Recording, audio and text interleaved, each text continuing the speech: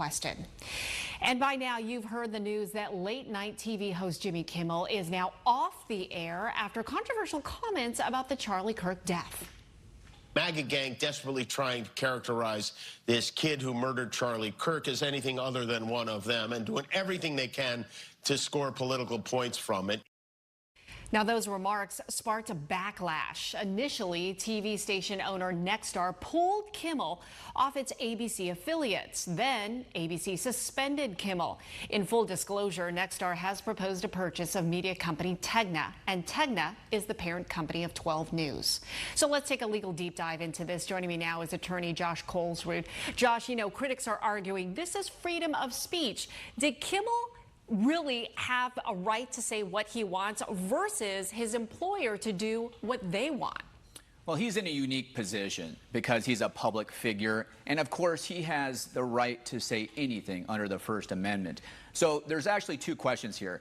Was he fired or was his show canceled organically? That is, was it the outrage that was involved because of his statements? Was that the reason for it? Or number two, was it because the Trump administration, through the FCC, threatened to pull the FCC license from the ABC affiliates? Because if that's the case, there could be some First Amendment issues. Okay, but again, when your employer and by the way, he wasn't fired technically. I mean, the show was pulled indefinitely is what we're reading into this. Of course. But, you know, what about the employer having their right to do what they want? Sure. So there's two ways to look at this. You know, employers either have at-will employees where they can terminate them for pretty much any reason, or it can be what's called for cause, which means that they can only do it if the employee's actions are egregious enough that it would yield or result in a firing. And if that's the case, there would certainly be some due process rights. Okay. So, and in this case, again, you know, indefinitely, and I want to go on to social media here, because a lot of people have been fired because of what they post on social media.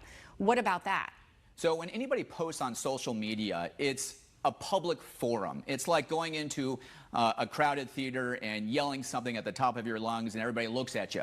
So when you post something on social media and your boss sees it, that could give him reason or cause to fire you.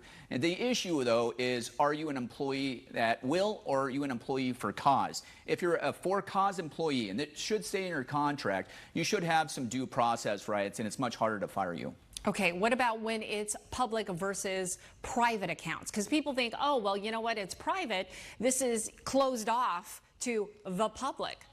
So once it gets to your boss's desk and he sees the conversation, it could lead to a firing or a termination if you're an at-will employee. Again, if you're an employee that is for cause, however, it would be much more difficult to fire you. But it is a fireable offense nonetheless. Okay. All right. Bottom line, basically be careful before you say or post something. If you don't want it on the front page of the New York Times, don't post it. All right. Josh, thank you so much.